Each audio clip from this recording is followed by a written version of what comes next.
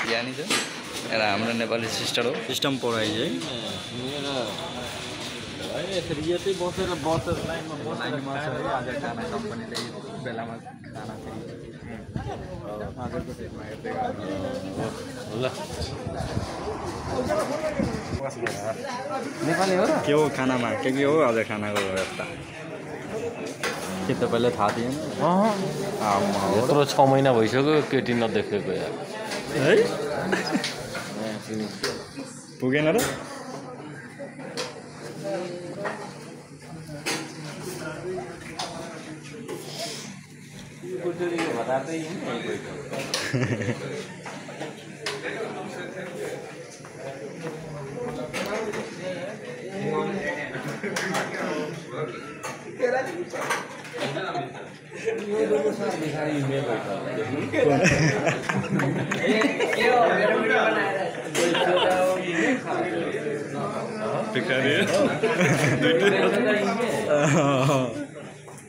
मेरो सबै भिडियो बनाइरहेछ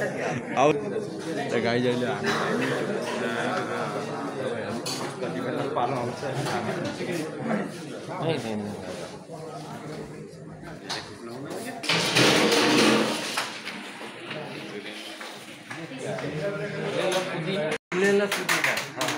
यस्तै मल छ यहाँ माछा र मासु सबै छ अनि यतापट्टि पनि छ भेजिटेबल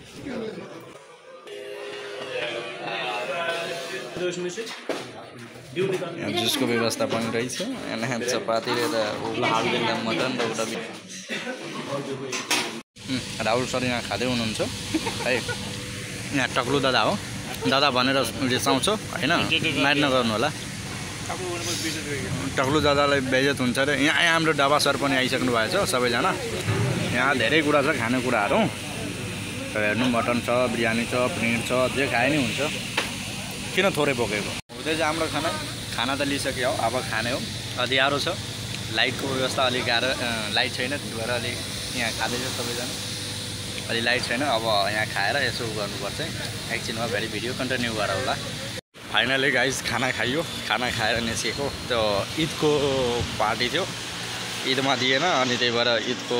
सट्टामा आज दिएछ त्यही भएर हामी खाना खाइयो खाना खाएर हिँडेको है